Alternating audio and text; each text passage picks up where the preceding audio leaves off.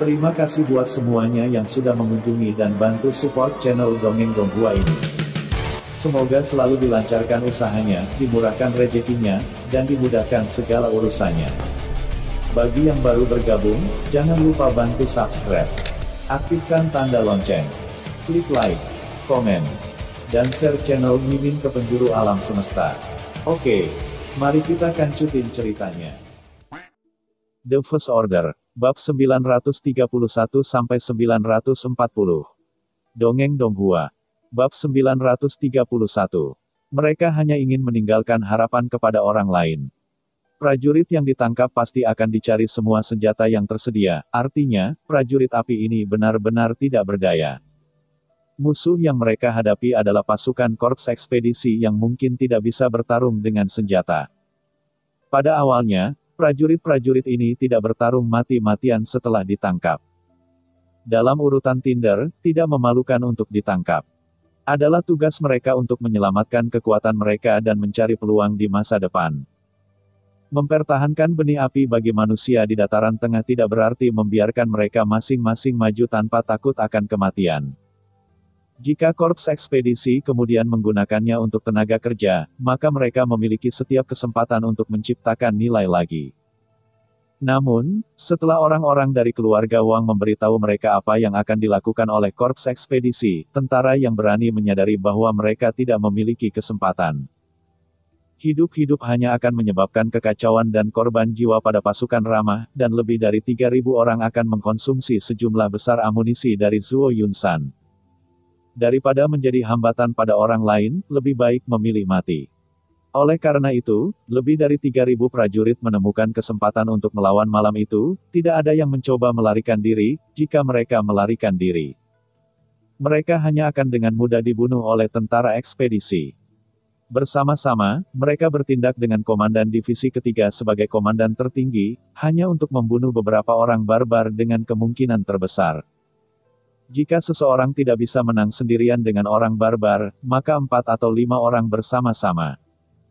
Meskipun mereka tidak memiliki senjata, mereka juga dapat merebut beberapa senjata biadab, dan menggunakan giginya untuk menggigit mereka jika gagal. Pertarungan ini tidak memiliki warna yang tragis dalam deskripsi sederhana Wang Ran. Itu hanya kalimat, semua terbunuh. Tetapi semua orang menyadari kekuatan di balik wacana sederhana itu. Selalu ada orang yang ingin menjadi pahlawan baru dalam perang, tetapi orang-orang ini tidak ingin menjadi pahlawan sebelum mereka mati, mereka hanya melakukan hal mereka sendiri. P5092 bertanya setelah lama terdiam, jumlah mereka. Wang Ran menggelengkan kepalanya, terlalu banyak orang yang tidak bisa mengingat nomor semua orang. P5092 tampak sedikit lebih gelap, ya, orang-orang ini bahkan tidak bisa menyimpan nomor mereka dan mati. Pada saat ini Wang Ran berkata, tapi kami tahu jumlah komandan batalion, HAL 31.831. Dia tampaknya tahu bahwa Anda telah bergabung dengan Angkatan Darat Northwest, jadi dia ingin orang-orang kami membantu membawakan Anda, kata.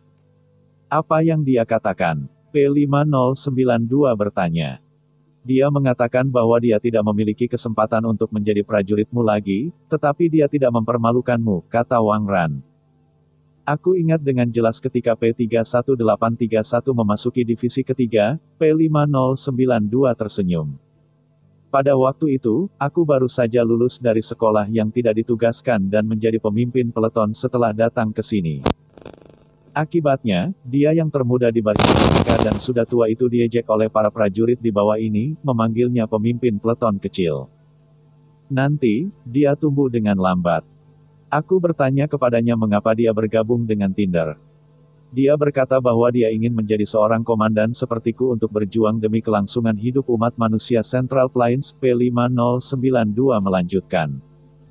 Aku masih tersenyum, saya menepuk pundaknya dan berkata bahwa dia masih muda, dan dunia tidak sesederhana itu. Tapi setidaknya dia tampaknya telah memenuhi cita-citanya. P5092 tertawa, tetapi semua orang dapat mendeteksi kepahitan di bawah senyum satu sama lain. P5092 berkata, ini semua berita baik, yang berarti bahwa kita memiliki lebih dari 3.000 lebih sedikit pengungsi yang menghadapi Zuo Yunsan, dan kita dapat memiliki banyak amunisi yang tersisa. Lebih dari itu, kata Wang Ran, ketika mereka menyerang ekspedisi, mereka menciptakan peluang bagi pengungsi lain untuk melarikan diri. Menurut umpan balik kami, ada lebih dari 3.000 pengungsi yang melarikan diri ke hutan belantara malam ini. Akan menangkap mereka, tetapi tentu saja tidak semuanya. Pasukan ekspedisi tiba di Zuo Yunsan, kita mungkin hanya memiliki sekitar 3.000 hingga 4.000 pengungsi. P5092 berkata, bagaimana dengan bangsamu, apakah kau melarikan diri? Wang Ran menggelengkan kepalanya, dia tidak ingin lari karena dia harus memberi makan intelijen di tim. Kami juga membiarkannya mundur, tetapi dia bersikeras tetap di sini. Semua orang di batalion komando diam. Perwira intelijen tetap berada di tim, yang berarti bahwa ia akan dibawa ke medan perang Zuo Yunsan oleh pasukan ekspedisi. Pada saat itu, Brigade Tempur ke-6 tidak akan mengenalinya. Keluar darinya, jadi pihak lain hanya akan mati di bawah senjata acak. Jika Anda ingin melarikan diri, maka malam ini adalah kesempatan terakhir Anda. Jika Anda tidak lari malam ini, Anda akan mati. Petugas intelijen juga harus sangat jelas tentang hasilnya, tetapi pihak lain masih dalam tim, menunggu intelijen kembali kapan saja. P5092 berkata, Wang juga memiliki orang-orang mati seperti itu, sangat mengagumkan. Wang Runzeng berkata, meskipun keluarga Wang saya berbeda dari jalan tol Anda, ini agak tidak bermoral, tapi jangan meremehkan keluarga Wang kami. Dataran tengah ini akhirnya akan disatukan oleh keluarga Wang saya, ketika Anda akan memahami pentingnya penyatuan. Aku selalu mengerti pentingnya penyatuan, tapi kupikir pendekatanmu salah. P5092 menggelengkan kepalanya, yah, jangan membahas hal semacam ini pada saat perang. Bisakah para Wang menyatukan Plains Tengah, maka pertempuran akan berakhir. Berdebat, apa yang harus kita lakukan sekarang adalah hidup sampai mati. Sekarang setelah situasinya berbalik, kita bisa memiliki pilihan yang lebih baik. Bagaimana menurutmu? Ren Xiaosu bertanya. Saya berpikir untuk mengubur bahan peledak terlebih dahulu untuk secara langsung membunuh lebih dari 10.000 pengungsi, tetapi ini sebenarnya adalah pemborosan bahan peledak. Lagi pula, peluru senapan otomatis kadang-kadang tidak mengancam pasukan ekspedisi, tetapi bahan peledak yang terkubur bisa. Jadi saya pikir berikan prioritas pada penggunaan peluru senapan untuk menenangkan orang-orang yang kehilangan tempat tinggal sehingga bahan peledak dapat disimpan terhadap orang-orang barbar. Tapi itu berbeda sekarang. Ketika tidak ada begitu banyak pengungsi, mengubur sejumlah kecil bahan peledak adalah pilihan terbaik, sehingga para prajurit akar rumput tidak harus menghadapi perjuangan internal mereka. Saya lebih suka menjaga moral para prajurit. P5092 berkata, dan setelah mereka selamat dari perang ini, mereka tidak harus hidup dengan hati nurani selama sisa hidup mereka. Dengan cara ini, hanya orang yang perlu menekan tombol peledakan, dan satu orang menanggung semua rasa bersalah. Tampaknya P5092 ingin menjadi orang itu sendiri. Ren Xiaosu tertawa riang, aku terampil dalam bom peledak, biarkan aku datang. P5092 memandang Ren Xiaosu dengan sungguh-sungguh, apakah Anda yakin, Tuan Muda? Ren Xiaosu menarik napas dalam-dalam dan terus tertawa, saya telah membunuh lebih banyak orang daripada yang pernah Anda ambil. Jangan khawatir, tidak apa-apa. Malam itu, Ren Xiaosu berdiri di tepi posisi bertahan dan memandangi langit berbintang di atas langit. Bahkan, jika keputusan ini hanya berbicara tentang mulutnya atau melihat kisah orang lain dari kertas, ia tidak akan secara pribadi mengalami jenis pembunuhan dengan tangannya sendiri. Kusut ribuan nyawa tak berdosa. Pada saat ini, ketika dia berjalan ke Ren Xiaosu, dia tiba-tiba bertanya, Senior, saya tidak begitu mengerti malam ini. Mengapa para prajurit itu tiba-tiba menyerang korps ekspedisi seperti bunuh diri yang tiba-tiba? Ren Xiaosu menoleh dan tersenyum pada Zero, karena mereka tidak punya harapan sendiri, mereka harus menyerahkan harapan itu kepada orang lain. Bab 932. Operasi Rahasia. Setelah mengalami bencana perang, Southwest mulai secara bertahap melanjutkan kemakmurannya. Dunia luar merasa bahwa pada saat ini, Barat Daya mungkin telah terselubung dalam bayang-bayang kekuasaan Qing. Namun, pada kenyataannya, setelah kontrol Qing atas lebih dari 30 hambatan Barat Daya, ia tidak menaikkan pajak atau secara berlebihan mengontrol kelas asli. Lakukan likuidasi. Di wilayah Barat Daya, banyak pejabat baik dari kalangan politik dan bisnis awalnya berpikir bahwa Qing akan melanjutkan jalur ekspansi sendiri. Pada saat itu, semua industri di Barat Daya akan kelelahan akibat perang. Tapi Qing Shi tidak melakukannya. Hal pertama yang dilakukan Qing Ye adalah mencoba merevitalisasi Barat Daya. Pertama adalah mata uang yang disatukan, kemudian transportasi. Seluruh wilayah Barat Daya melewati jalan-jalan dasar, dan Qing juga telah membentuk departemen khusus untuk menjaga jalan di antara penghalang. Setelah jalan raya itu jelas, Qing Hua mulai mendorong perdagangan di antara penghalang. Pengusaha berpikir, Qing menghabiskan begitu banyak untuk membangun jalan raya, maka pemeliharaan jalan pasti sangat mahal. Pada akhirnya, semuanya dibalik, dan ongkosnya jauh lebih murah daripada yang mereka duga. Pada saat ini, para pedagang menyadari bahwa Qing Shi benar-benar ingin melakukan sesuatu untuk Barat Daya. Tentu saja, semua orang masih menonton. Setelah itu, Qing Shi menggabungkan semua departemen pertanian, membentuk Kementerian Pembangunan Pertanian, dan mempelajari cara meningkatkan antusiasme para migran untuk mengolah tanah. Rencana yang paling kontroversial adalah mendistribusikan hak untuk menggunakan lahan pertanian kepada para migran. Sebelum ini, berbagai konsorsium dengan tegas memegang tanah di tangan mereka sendiri. Dan orang-orang buangan juga dengan kuat memegang tangan mereka sendiri. Tidak ada yang berharap bahwa keputusan Qing akan dibuat sebagai konsorsium. Tidak hanya dunia luar terkejut, tetapi bahkan suara halangan muncul di dalam keluarga Qing. Sayangnya, Qing sekarang ada di tangan Qing Ye saja, dan seluruh pasukan Barat Daya juga ada di tangannya, dan suara yang menghalangi segera ditenangkan. Lagi pula, semua orang tahu bagaimana status Qing berasal dari keluarga Qing. Tuhan keluarga Qing bukanlah orang yang lemah. Wilayah yang luas dipukuli oleh orang lain dan mati selama periode itu. Orang-orang, saya mendengar bahwa sungai dapat diwarnai merah. Ada terlalu banyak hal tentang reformasi Qing. Jika Qing terletak di Central Plains, saya berharap media akan memulai laporan jangka panjang. Segera setelah itu, jalan komersial Qing dengan Northwest juga dibuka. Pedagang tidak hanya dapat mengambil kesempatan ini untuk menjual barang ke Northwest dan Central Plains, tetapi juga membawa barang-barang dari Northwest dan Central Plains kembali ke Southwest. Begitu hubungan antara penawaran dan permintaan berubah, setelah barang-barang Southwest menghadapi seluruh aliansi penghalang, itu bahkan terasa sedikit kekurangan pasokan, yang juga sangat merangsang pengembangan industri Southwest. Akibatnya, reformasi industri yang lama ditunggu-tunggu para pengusaha datang, dan mereka bahkan diizinkan untuk membuka pabrik mereka sendiri di luar hambatan. Dapat dikatakan bahwa selama lebih dari setahun, semua orang yang ambisius di wilayah Barat Daya berada dalam keadaan yang menyenangkan, dan kabar baik bagi mereka hampir satu hari dalam sehari. Untuk sementara waktu, semua orang memuji Qing Yun, mengatakan bahwa dia adalah Mingzu kontemporer. Namun, ketika semua orang ingin pergi ke Qing Ying untuk menyanyikan pujian untuk kesetiaan dan kesetiaan, mereka bahkan tidak bisa melihat wajah Qing Ying. Pihak lain baik tinggal di barak sepanjang tahun atau sedang dalam perjalanan untuk memeriksa pasukan. Semua orang bisa melihat, hanya ada 7 sekretaris Qing Ye. Perlahan-lahan semua orang bertanya-tanya, apa yang dilakukan tuan keluarga Qing? Kenapa tiba-tiba begitu misterius? Kadang-kadang Qing Ye akan memeriksa perkembangan pertanian, tetapi ketika semua orang bergegas ke berita, Qing Ye sudah pergi, dan dengan dia, selalu ada pasukan elit. Seolah-olah sedang mempersiapkan sesuatu. Semua orang berpikir, tuan keluarga Qing ini terlalu tertekan, apakah ada bahaya di Barat Daya? Akibatnya, beberapa orang yang waspada menemukan bahwa pasukan Qing sering dimobilisasi, dan sepertinya akan segera berperang. Pada saat ini, 4 orang berbaris di antara gunung-gunung dan gunung-gunung liar di perbatasan Barat Daya.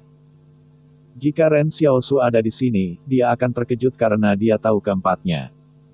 Cheng Yu, yang adalah pemimpin Xiaosu ketika memasuki Gunung Suci, juga menjadi saksi perjalanan Gunung Suci itu.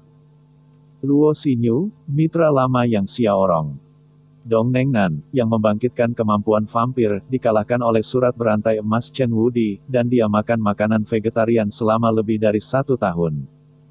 Sekarang dia akhirnya memiliki gigi baru. Yang Anjing, Bibi Yang Xiaorong, anjing tempel, bos dari penjahat itu. Bos, kata Cheng Yu kepada Yang Anjing di depan, di mana Tang Hualong dan Vanilla, mengapa mereka tidak datang? Saat ini, Yang Anjing masih menjadi seragam tempur hitam, dan rambut sebahunya dipilin menjadi kepang, yang terlihat sangat bersih. Dia menjawab, Tang Hualong dan Vanilla memiliki misi sementara. Mereka pergi ke Los Angeles dan tidak dapat berpartisipasi dalam operasi ini. Cheng Yu mengangguk, berpikir dalam hatinya, tugas apa yang ada di Luo Cheng yang menyebabkan Tang Hualong dan Vanilla bahkan tidak berpartisipasi dalam operasi yang begitu penting di Barat Daya. Pada saat ini, Yang Anjing mengambil headset komunikasi dari ranselnya dan membagikannya kepada 3 orang yang tersisa, 800 meter lagi di depan akan memasuki area penjaga King. Operasi ini terutama akan mengganggu pemandangan pasukan ditempatkan King, dan akan ada orang lain dalam misi terakhir. Datang untuk menyelesaikan, mengerti? Setelah Anda dikejar, jangan jatuh cinta dan ikuti rencana pertempuran yang saya buat sebelumnya. Diterima. Diterima. Diterima. Solo Bandung, Solo Garut, yang melendung tidak mengkerut. Ketika semua orang membawa headset mereka, Yang Anjing memeriksa sebentar dan mengkonfirmasi bahwa komunikasinya lancar, dan kemudian berkata kepada Cheng Yu, silakan. Setelah berbicara, murid-murid hitam Cheng Yu tiba-tiba menjadi berwarna-warni, dan melihat dari dekat, seolah-olah terlihat seperti kaleidoskop. Segera setelah itu, jalur 4 orang di pegunungan tiba-tiba terhapus. Jika seseorang di luar melihat tempat ini, mereka hanya bisa melihat gunung, tetapi tidak ada orang. Ini adalah kemampuan Cheng Yu untuk menciptakan ilusi. Dan kemampuan luar biasa ini bukan metode hipnosis yang bekerja pada saraf manusia, tetapi itu benar-benar mengubah cahaya dan bayangan di dekatnya. Bahkan jika seseorang melihatnya melalui pemantauan, itu akan membingungkan. Gaya bertarung asli Cheng Yu sangat ambisius dan sangat bagus dalam menciptakan burung dan binatang yang menakutkan. Tetapi setelah Gunung Suci digantung, pengingat Wang Yun membuat Cheng Yu menyadari bahwa visinya harus lebih realistis dan menciptakan lingkungan yang dapat menyamarkan tubuh nyata di sekitarnya. Bukannya membesar-besarkan seperti sebelumnya. Yang Anjing melihat sekeliling dan berkata dengan tenang, ada kemajuan, tapi jangan percayakan itu. Pasukan King yang ditempatkan di sini harus dilengkapi dengan pencitraan termal. Ilusi ini tidak dapat disembunyikan dari mereka. Xinyu, Anda pergi ke lokasi penerimaan yang disepakati. Saya akan memberitahu Anda pada saat itu. Mengerti, Luo Xinyu berbalik dan pergi.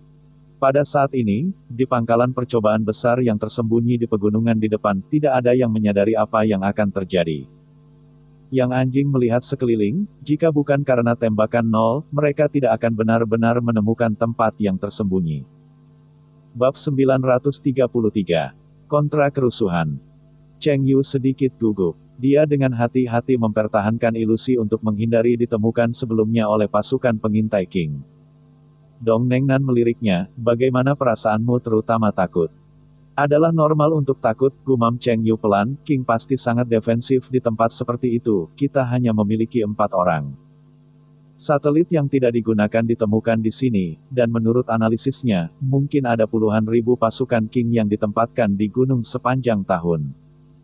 Karena pasokan bahan yang dibawa dari luar pasti akan cukup untuk digunakan oleh puluhan ribu orang setiap hari. Dalam hal ini, 4 orang merasa sangat berbahaya di hadapan puluhan ribu orang. Meskipun Yang Anjing hadir, Cheng Yu juga tahu bahwa Yang Anjing adalah seorang Superman yang tidak kalah dengan legenda legendaris lainnya, tetapi sejauh ini, Cheng Yu belum pernah melihat Yang Anjing mengambil gambar sendiri, jadi ia sedikit terbawa. Ada desas-desus bahwa master penjahat itu pernah menembak pada saat itu, tidak ada perang pecah di Barat Daya, Yang Anjing dan Yang pecah dan memimpin penjahat ke Dataran Tengah. Sebuah konsorsium kecil mengklaim bahwa mereka telah menguasai senjata nuklir, dan basis uji nuklir konsorsium kecil dihancurkan oleh massa 7 hari kemudian. Ada ribuan tentara garnisun yang ditempatkan di pangkalan uji coba nuklir itu, tetapi mereka masih tidak memblokir ribuan bangau kertas yang menutupi matahari. Hari ini, konsorsium kecil ini juga telah dianeksasi oleh Zhou. Beberapa orang mengatakan bahwa pemimpin preman juga harus menjadi penguasa setengah dewa, tetapi tidak ada yang bisa menyaksikan apa yang terjadi dalam pertempuran hari ini. Basis eksperimen yang hancur akhirnya dihancurkan oleh ledakan, sehingga semua orang ragu pemimpin preman mungkin belum mencapai tingkat setengah dewa, dan dia menggunakan metode khusus. Sekarang, semua orang tahu betapa pentingnya pangkalan uji coba nuklir ini untuk Qingxi. Saya khawatir tidak hanya pasukan yang ditempatkan di sini, tetapi juga orang-orang kuat dan luar biasa yang disembunyikan oleh Qingxi. Tetapi karena Yang Anjing berani datang, ia harus memiliki pemahaman dan rasa percaya diri sendiri. Pada saat ini, Yang Anjing tidak mengganggu Cheng Yu, tetapi berkata kepada Dong Nengnan di tempat yang sama, kamu datang untuk melindungi keamanan di sekitarku. Dong Nengnan bergegas untuk waspada, mengerti, bos. Berbicara, Yang Anjing tiba-tiba mengangkat tangannya, dan suara sayap mengepak yang padat tiba-tiba terdengar di antara gunung-gunung dan pegunungan. Dan ribuan bangau kertas muncul dari telapak tangannya, seperti badai putih. Salah satu dari mereka kembali menatap Yang Anjing, dan memimpin badai putih menuju pangkalan uji coba nuklir di depan. Mengenakan baju tempur hitam, Yang Anjing menutup matanya dengan tenang dan fokus mengendalikan ribuan bangau kertas yang tak terhitung jumlahnya. Namun, pada saat ini, tampilan Dong Nan berubah, dan tiba-tiba belati halus menyelinap di lengan bajunya, dan matanya melayang ke arah anjing yang disengaja atau tidak sengaja. Dong Nianan tampaknya waspada saat berjalan di sekitar, tetapi posisi itu terus mendekati Yang Anjing. Dia mengkonfirmasi bahwa Yang Anjing benar-benar memejamkan mata dan perhatiannya tidak lagi pada tubuhnya. Dong Nengnan melirik Cheng Yu lagi, tetapi dia tidak menempatkan Cheng Yu di matanya, lagi pula, Cheng Yu bukan seorang pejuang yang serius. Dia dekat dengan 1 meter dari Yang Anjing, cukup. Namun, Dong Nengnan tidak melakukan apa-apa, seolah menunggu sesuatu. Tiba-tiba, 1000 bangau kertas bersembunyi di belakangnya mematuk pergelangan tangannya, Dong Nengnan menjerit, dan belati di tangannya jatuh ke tanah. Tanpa membuka matanya, Yang Anjing bertanya dengan ringan, kapan kamu memberontak oleh King? Dong Nianan membuka matanya lebar-lebar, bos, aku belum diimbangi oleh siapapun. Biarkan aku berpikir tentang itu, Yang Anjing berkata, ya, ketika aku mengirimmu ke keluarga Zhou, Luo Fati juga ada di sana. Ini adalah poin yang aku anggap remeh, dan bahkan orang-orang di sekitarku dapat menangkalnya. Kyung tahu sebelumnya bahwa kita akan datang, bukan? Dong Nengnan terdiam, dan Cheng Yu tampak terkejut, jelas tidak tahu apa-apa. Aku bertanya padamu, metode apa yang digunakan Luo Lan untuk membuatmu bersedia memberikan nyawa King? Yang Anjing bertanya. Itu bukan Luo Lan, kata Dong Nengnan dengan cemberut, King Ying yang pergi ke rumah Zhou secara langsung. Yang Anjing jelas sangat terkejut dengan jawaban ini, dia berani menginjakkan kaki di Central Plains. Pada saat ini Yang Anjing tiba-tiba menyadari satu hal, tidak heran keberadaan King setelah dia menyatukan barat daya sangat aneh, dan tidak ada orang di luar yang bisa melihatnya. Ternyata King melakukan ini untuk menyembunyikan keberadaannya yang sebenarnya. Tapi tidak ada yang bisa memikirkannya. Tubuh bangsawan tuan keluarga King akan memasuki dataran tengah dengan bahayanya sendiri. Semua orang melihat Luo Lan di sisi terang, tetapi bukan rahasia King. Di masa lalu, King Ye adalah bayangan King Shi, dan semua hal yang sulit, kotor dan berbahaya dilakukan oleh King Ye. Sekarang perannya telah berubah, King Ye menjadi penguasa King Shi, dan Luo Lan adalah bayangan baru King Shi. Jadi bagaimana King Ye menemukanmu dan menangkalmu? Yang Anjing tersenyum, sungguh pria yang cantik, dia terlihat sangat baik. Tetapi Tuan Keagungan menggunakan metode ini untuk membuat orang tak tahu malu. Selama pertempuran di Barat Daya, 2 konsorsium lain menemukan satu hal. Faktanya, salah satu hal terbaik yang dilakukan King adalah memasang mata-mata. Sebagai contoh, Komandan Garis Depan Li meninggal di tangan mata-mata King Ying. Para lelaki tua King juga tewas di tangan Zhou Qi. Sebenarnya, Zhou Qi juga mata-mata King Ying. Dalam pertempuran ini, King Ye memainkan trik baru dalam perang informasi, sehingga setiap orang memiliki sakit kepala untuk membersihkan mata-mata dari konsorsium King. Sekarang King telah memasukkan mata-mata itu ke gerombolan. Ya, penjahat selalu menjadi musuh King. Bagaimana mungkin karakter King tidak siap sejak dini? Kamu tidak akan mengerti, Dong Nengnan menggertakkan giginya. Aku pikir itu tidak penting untuk menghancurkan senjata nuklir, dan sekarang musuh utara sekarang, kita tidak harus pergi ke front utara, mengapa kita datang ke sini? Kegagalan Wang, maka senjata King adalah kartu hold terakhir dari Barrier Alliance, bagaimana mereka bisa saling membongkar pada saat ini? Yang Anjing menggelengkan kepalanya.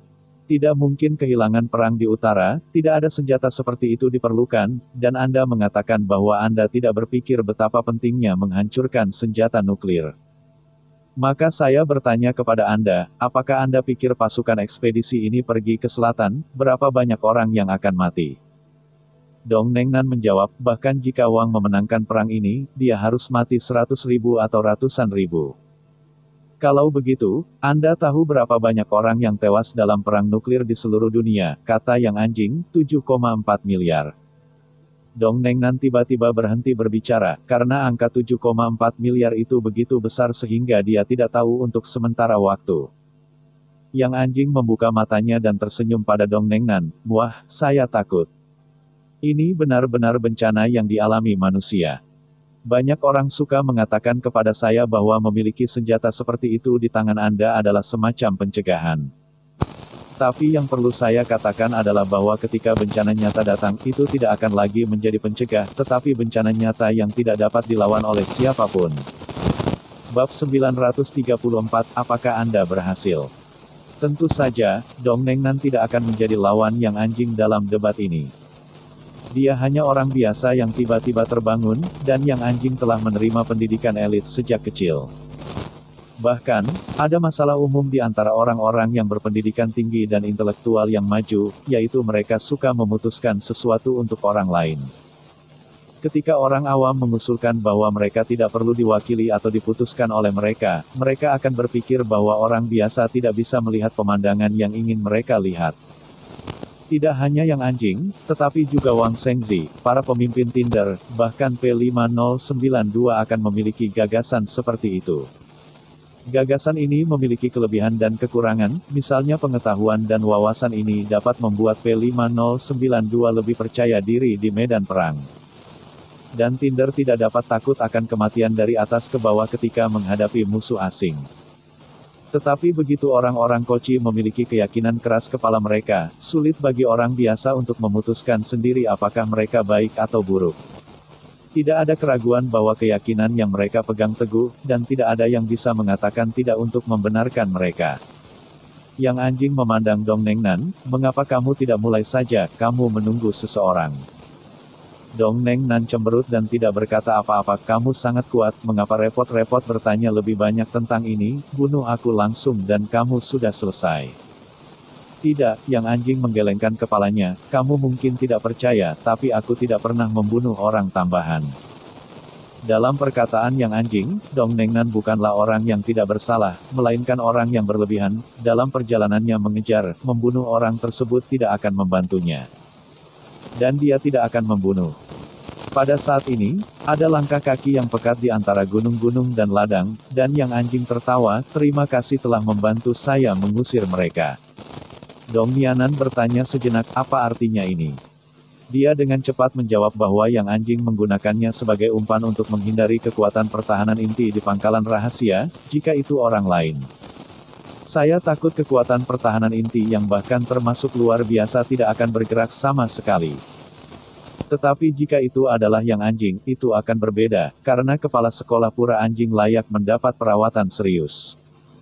Oleh karena itu, Yang Anjing telah menemukan bahwa Dong Nengnan telah dilawan, tetapi dia belum membukanya. Menunggu saat ini untuk membiarkan Dong Nengnan membantunya membuka celah kecil di pertahanan ketat ini. Yang Anjing tahu betapa cermatnya tindakan orang ini. Bahkan jika ia dibuat-buat, pasti ada kekuatan pertahanan yang sangat ketat di pangkalan rahasia ini. Tetapi kemampuan orang yang luar biasa adalah yang paling tidak dapat diprediksi, dan Wang Wen yang telah menyembunyikan tangan ini dan menggunakannya hanya sekali selama bertahun-tahun. Sekarang dia dapat menggunakannya untuk memiliki efek magis. Hingga hari ini, tidak ada yang bisa menebak bagaimana keluarga Wang mengendalikan 7 satelit dari grup King He. Semua orang tahu bahwa keluarga Wang mungkin telah memperoleh satelit, tetapi tidak ada yang tahu bagaimana mereka mendapatkannya. Hanya karena Wang Wenyan menjadi berasap dan meresap, terlalu sulit untuk mencegah infiltrasi. Tentu saja, jika hanya ada sarana infiltrasi, itu tidak akan berdampak banyak pada pangkalan rahasia ini. Dan seseorang yang beroperasi di dalamnya selama beberapa jam mungkin tidak dapat mengetahui rincian pangkalan uji coba nuklir ini. Namun, Wang Wenyan hanya perlu membawa hard drive kecil untuk membantu Nol kedatangan di sini. Kerja sama Wang Wenyan dengan Zero dapat menyerbu hampir semua sistem dan jaringan area lokal di dunia, oleh karena itu, acara utama sebenarnya adalah Wang Wenyan. Dan Yang Anjing hanya bersedia menjadi foil. Sekarang dia telah membantu Wang Wenyan membuka celah ini, pihak lain harus mulai bertindak. Pada saat ini, Qian Zihe, yang sebelumnya terbang ke kejauhan, terbang kembali. Yang Anjing melihat pasukan King yang dikelilingi oleh segala arah. Dia tidak membuka cincin pembunuhan, tetapi berkata kepada headset, Sinyu, misinya sudah selesai. Bawa kami pergi. Petik 2. Akibatnya, suara seorang pria datang dari headset, maaf, dia tidak bisa membawamu pergi sekarang, tapi aku bisa membawamu ke Kingshi. Bos pasti sangat tertarik untuk berbicara denganmu. Yang Anjing memandangi pasukan yang dikelilingi olehnya, dan tiba-tiba tertawa, layak dirayakan. Namun, suara seorang gadis baru saja datang dari headset, Wang Wenyan telah berhasil, proses penghancuran diri pangkalan dimulai, 10, 9, 8. Pasukan King di sekitarnya bersiap-siap untuk menangkap orang. Akibatnya, api besar dan mempesona pecah di pangkalan rahasia di kejauhan. Itu bukan ledakan nuklir, tetapi perangkat penghancur diri dipasang pada awal pembangunan pangkalan nuklir untuk mencegah basis dikendalikan oleh orang yang berhati nurani, sekarang digunakan nol. Saat berikutnya, gelombang udara besar menyebar keluar dengan pangkalan sebagai inti. Para prajurit yang ingin menangkap Yang Anjing semuanya terangkat oleh gelombang udara, bukan hanya mereka. Tetapi Yang Anjing dan Cheng Yu serta Dong Nengnan tidak terkecuali. Di antara para prajurit, elite naik segera setelah diangkat dan siap untuk memulai pertempuran secara paksa, tetapi ketika ribuan derek kertas mengelilingi Yang Anjing dan Cheng Yu, sosok di dalamnya menghilang dalam kekacauan. Seorang pria kekar perlahan datang dengan Luo Xinyu di tangannya, dan dia diam-diam melihat api pangkalan. Selama 8 tahun, ia menjaga tempat ini selama 8 tahun. Ketika kekurangan itu dihancurkan oleh orang-orang, hatinya secara alami marah. Dia mengeluarkan telepon satelit dan memutar King Ying, bos, maaf. Namun, King Hua tidak menyalahkannya, hanya perlahan-lahan berkata itu telah diekspos di sini. Hanya masalah waktu untuk dihancurkan. Ayo kembali. Jangan mengejar Yang Anjing. Wanita ini memiliki kekuatan yang tak terduga. Wanita ini mungkin tidak memukulnya. Pria kekar itu panik. Semakin King Ye tidak menyalahkannya, semakin dia merasa bersalah. Pihak lain memberikan tempat yang begitu penting untuk penjaganya. Dapat dikatakan bahwa kartu King ada di tangannya sendiri, tetapi dia gagal. Omong-omong, King Xuan memilihmu untuk datang ke penghalang untuk memberimu angin. Apa yang ingin kamu makan? Aku ingat kamu suka makan ikan dan memotong-motong daging babi. King bertanya, mendengarkan suara pihak lain, sepertinya tidak terlalu, dan kemudian menyerahkan tawanan kepada para prajurit. Pasukan tempur dijaga ketat selama 24 jam untuk mencegahnya berbalik pada bayang-bayang. Pintu. Pada saat ini, Cheng Yu dibawa oleh ratusan ribu kren kertas beberapa kilometer jauhnya dan jatuh di tanah. Dia buru-buru berdiri dan bertanya pada Yang Anjing di sebelahnya, Bos, Luo Xinyu masih di tangan masing-masing. Kita harus kembali dan menyelamatkannya. Yang Anjing meliriknya, saya tidak bisa menyelamatkannya, saya akan mencari peluang di masa depan. Tapi jangan khawatir, Luo Xinyu memiliki hubungan dengan Xiao Hiong. Ren Xiaosu dan King Ye memiliki hubungan yang baik, sehingga King tidak akan mengambil Luo Xinyu. Cheng Yu membeku sesaat, sepertinya dia tidak mengharapkan Yang Anjing mengatakannya. Setelah beberapa saat, Cheng Yu tiba-tiba mengajukan pertanyaan yang tidak relevan, Bos, Tang Hualong dan Vanilla pergi ke Los Angeles. Apakah mereka membunuh seseorang? Yang Anjing membaca sepintas lalu dan menjawab tidak. Saat berbicara, headset Yang Anjing kembali mendengar suara nol, berhasil lolos. Dikonfirmasi, berhasil melarikan diri, bagaimana dengan Wang Wenyan? Tanya Yang Anjing. Dia telah melarikan diri ke barat daya dan diperkirakan akan memasuki sirkuit sirkuler setelah 3 hari dan kemudian kembali ke utara setelah 9 hari, kata Zero. Yang Anjing bertanya, apakah misi ini berhasil? Misi asli berhasil, kata Zero. Misi asli adalah untuk menghancurkan pangkalan uji coba nuklir King. Memang hancur, tetapi Zero dengan cepat berkata, tapi 12 roket pembawa diluncurkan oleh King sebelum itu, tidak ada informasi yang relevan dapat ditemukan. Tidak mungkin untuk mengetahui apa yang dilontarkan pihak lain ke luar angkasa. Jika itu adalah satelit, tidak ada kendali atas satelit tersebut. Yang Anjing membeku sejenak. Dia sedikit bingung tentang persiapan yang dilakukan King, dan dia sedikit ragu. Apakah dia benar-benar sukses kali ini? Bab 935, Perang dimulai. Di Zuo Yunsan, Ren Xiaosu sedang berjalan dengan Ji Xiang di pegunungan, hanya mereka berdua. Tempat ini dimakamkan dengan sekelompok ten, kata Ren Xiaosu sambil melihat peta, menunjuk kakinya. P5092 mengatakan bahwa orang barbar akan memiliki pasukan elit yang lewat untuk menutupi sayap ekspedisi. Kemudian, menurut Ren Xiaosu, Ji Xiang meletakkan ten langsung di tanah, dan kemudian memanipulasi tanah bumi untuk menelan ten. Saat ini, mengubur bahan peledak juga telah menjadi tugas teknis. Barbar telah dibom 3 atau 5 kali. Jika terlalu jelas, mereka pasti akan ditemukan oleh pihak lain. Ada banyak pemburu yang sangat baik di korps ekspedisi, dan cukup sederhana bagi pihak lain untuk mengidentifikasi apakah permukaan tanah telah disentuh. Jadi Ren Xiaosu memikirkannya dengan Ji Xiang dan bertanya apakah dia bisa menguburnya seperti dia belum menyentuh, tapi Ji Xiang berkata ya. Jawaban ini membuat Ren Xiaosu sangat gembira, seolah-olah dia telah menemukan teman baru dalam perjalanan ke barbar. Pada saat ini Ji Xiang tiba-tiba bertanya, Tuan, apakah Anda mengatakan kami bisa menang? Tentu saja, kata Ren Xiaosu dengan tegas, sekelompok orang barbar, bisakah mereka membuat mereka begitu gila di Central Plains? Jadi bagaimana jika kita benar-benar terjebak di sini? Ji Xiang bertanya-tanya. Untuk mengenal Wang Ran, tetapi sekarang, jumlah pasukan ekspedisi di seluruh medan perang masih sekitar 140.000, yang lebih dari P5092 yang diperkirakan pada awalnya.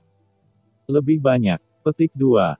Menurut rencana P5092, mereka berniat memenangkan pertempuran defensif ini dengan 1-10, yang masih merupakan keadaan yang sangat ideal, yaitu Brigade Tempur ke-6 dapat bertarung hingga 60.000 korps ekspedisi.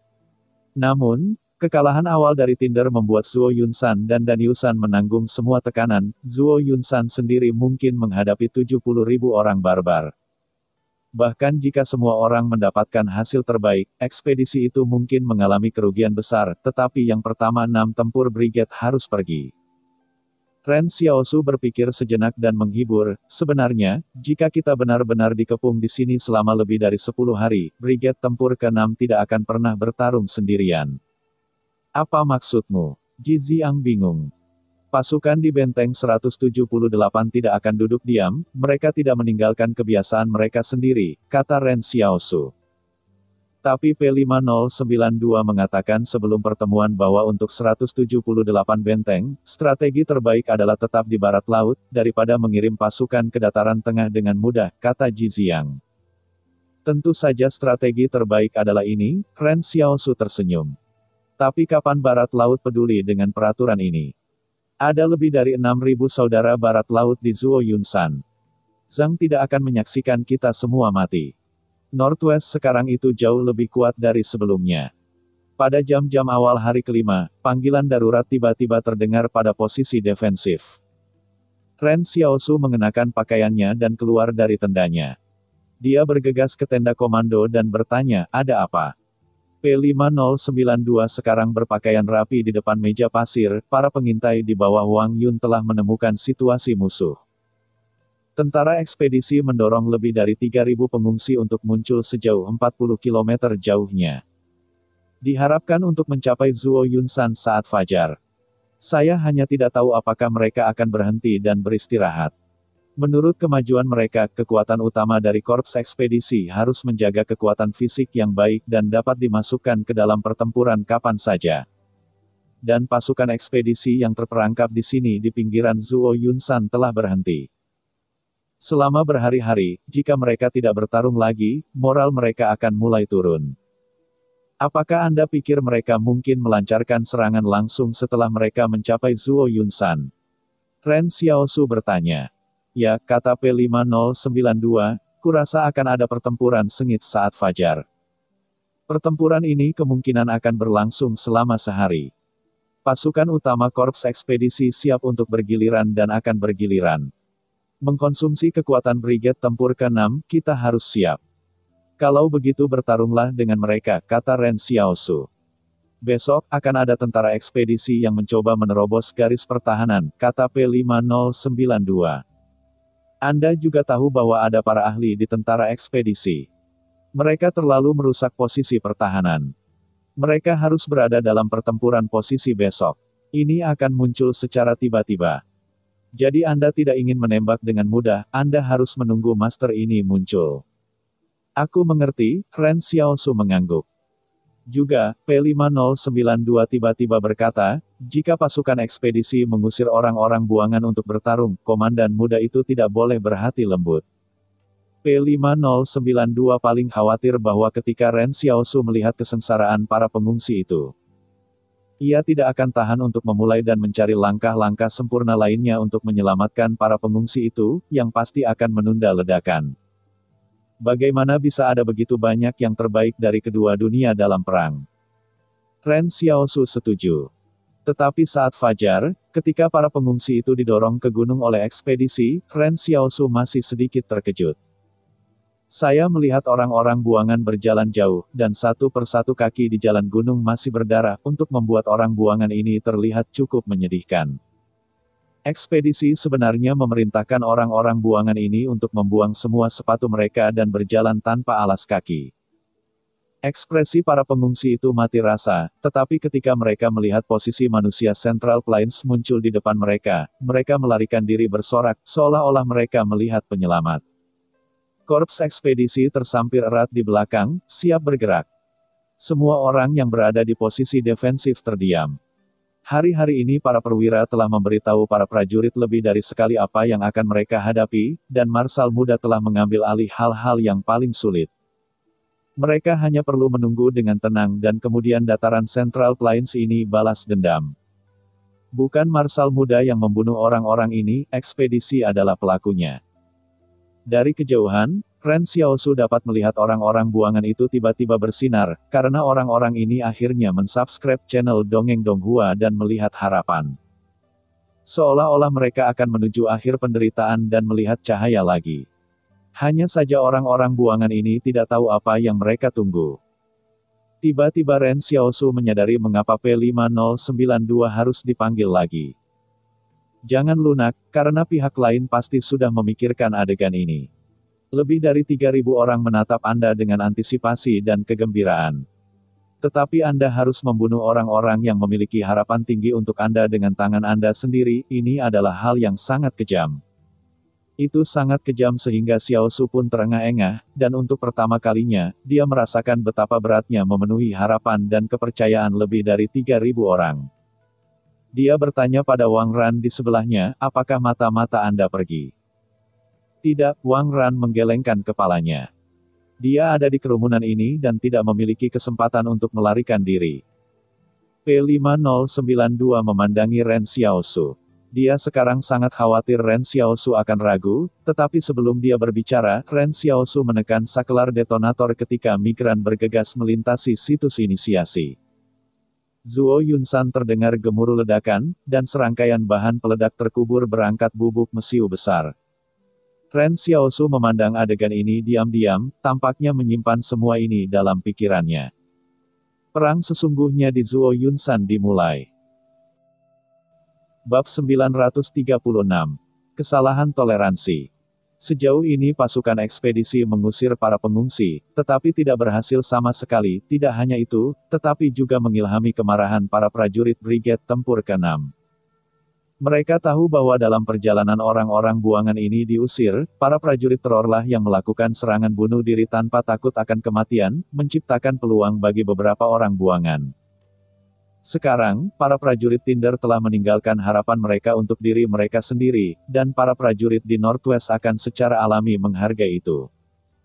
Tepat setelah pertempuran dimulai, Jijiang dan yang lainnya juga berharap bahwa ledakan itu akan mengejutkan unit ekspedisi seperti yang terjadi terakhir kali, tetapi kali ini berbeda. Para prajurit dari kelompok ekspedisi tidak mundur sama sekali. P5092 mengatakan, ini adalah hasil terburuk. Para jenderal korps ekspedisi memahami bahwa jika mereka ingin memenangkan Zuo Yunsan, tidak mungkin untuk mengambil setengah kesempatan. Mereka harus berdagang untuk hidup mereka. Pihak lain telah menerima fakta ini, yang juga berarti bahwa kami akan bertarung di pertempuran yang paling sulit. Jijiang memandangi orang-orang barbar yang bergegas dengan perisai dan berkata kepada Hal. 5092, aku masih bisa menghancurkan 7 gunung di sini, atau haruskah aku kubur mereka hidup-hidup sekarang? Tidak, kata P5092, menggelengkan kepalanya. Ekspedisi ini terlalu banyak. Ada pasukan yang ditempatkan di luar gunung. Mereka siap untuk menggantikan pasukan lain untuk menyerang musuh. Bahkan jika Anda membunuh Bats, mereka akan dapat mengisi kembali segera di luar. Jadi, pembunuh ini masih lebih baik. Setiap kali posisi defensif dalam krisis, Anda menekan gunung. Jadi, bahkan jika seorang barbar menembus posisi defensif, Anda dapat dianggap memotong kekuatan serangan berikutnya dan posisi defensif mereka. Tidak akan ada kerugian terlalu banyak. Menurut makna P5092, cara Jijiang untuk menghancurkan puncak gunung adalah mekanisme toleransi kesalahan dari posisi defensif. Jijiang bergumam, terlalu banyak menyisakan 7 kursi, apakah lebih baik menggulingkan semangat membunuh mereka? Tidak, P5092 meniadakan, saya pikir 7 kursi terlalu sedikit. Semua orang di tempat itu tertegun, dan perkiraan situasi ini sangat pesimistis. P5092 menjelaskan, mungkin Anda tidak memiliki konsep perang defensif, terutama pertempuran defensif dari 10 musuh. Selama 10 hari ke depan, puluhan hari, atau bahkan berbulan-bulan, kami akan menghadapi tanpa henti setiap hari. Korps ekspedisi, pada titik tertentu Anda akan memiliki keraguan diri, meragukan dunia, bertanya-tanya apakah orang-orang barbar ini tidak pernah bisa dibunuh. Selama waktu ini, semua orang akan berada di kedalaman panas, para prajurit akan mulai beristirahat dengan buruk, menjadi marah sembelit, amunisi kami mulai membentang. Makanan kami mulai didistribusikan sesuai rencana untuk bertahan lebih lama, dan kemudian pasukan ekspedisi semakin sering menembus posisi pertahanan, hingga kami tidak bisa lagi bertahan di sini.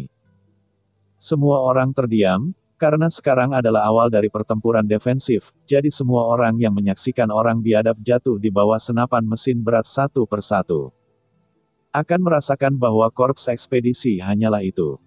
Tetapi P5092 memberitahu mereka bahwa skala perang tidak akan selalu miring kepada mereka. Pasukan ekspedisi siap untuk menggantikan puluhan ribu orang di sini, maka mereka akan menghadapi pertempuran terburuk di dunia. Itu akan menjadi hari yang menyedihkan dari hari ke hari. Oke kawan, semuanya ada di bawah komandarku, kata P5092, Marsal muda itu berjanji kepadaku bahwa di medan perang, aku adalah kehendak tertinggi unit ini. Semua orang memandang Ren Xiaosu, dan Ren Xiaosu mengangguk, kamu harus mematuhi perintah.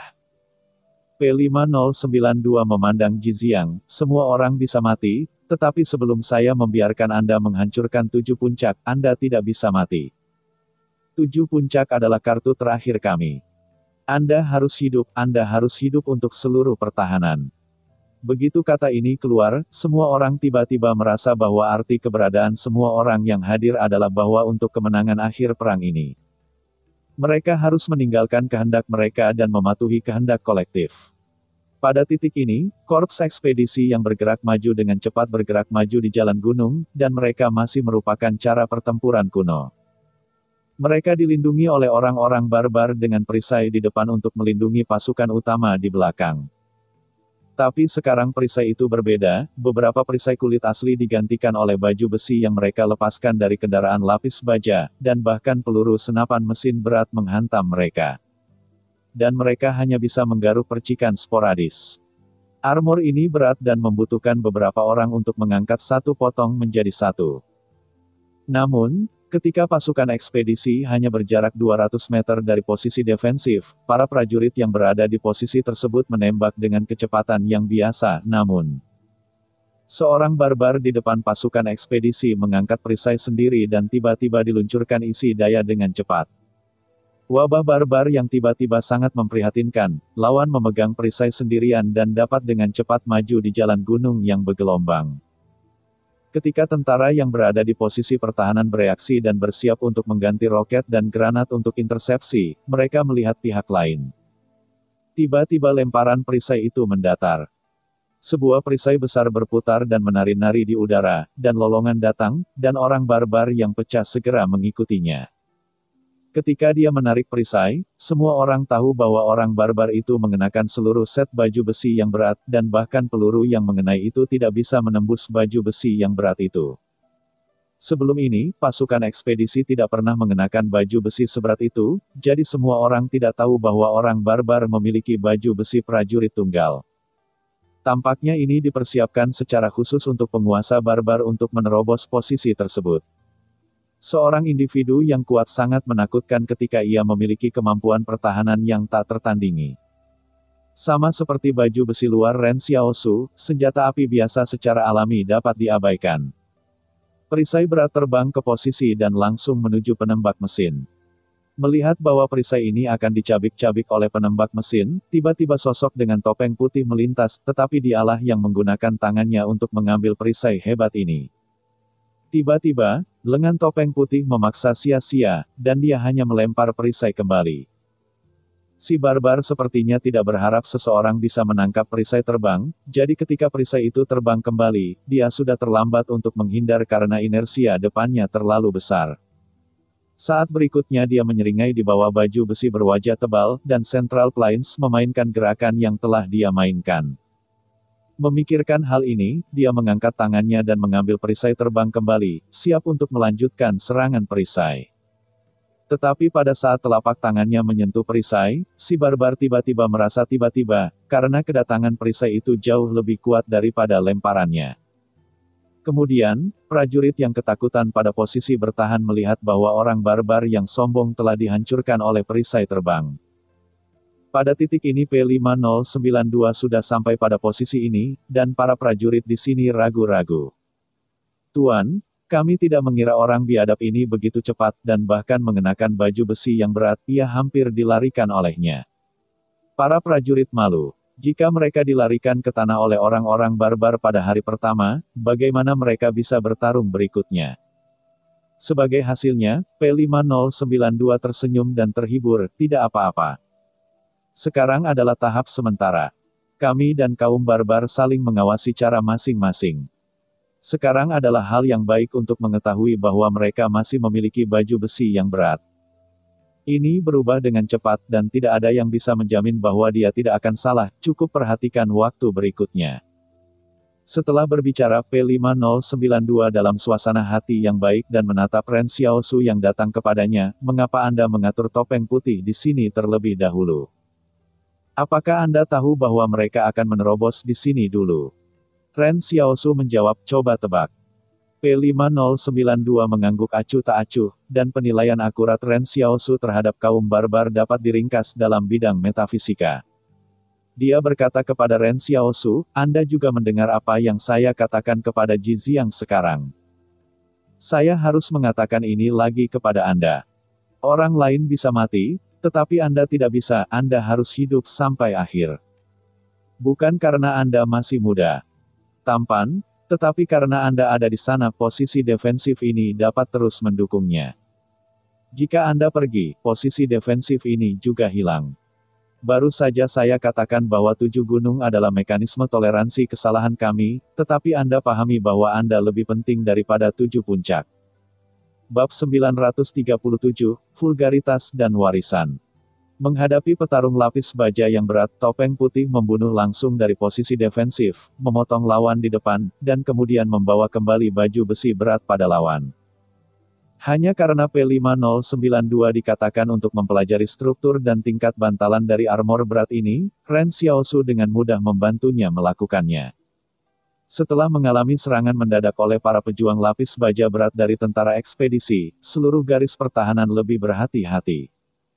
Faktanya, persidangan satu sama lain pada tahap awal perang adalah proses persidangan dan kesalahan yang terus-menerus dan koreksi kembali, tidak hanya Brigade Tempur ke-6 yang mencoba mencari tahu kartu apa yang dimiliki pasukan ekspedisi, tetapi juga pasukan ekspedisi.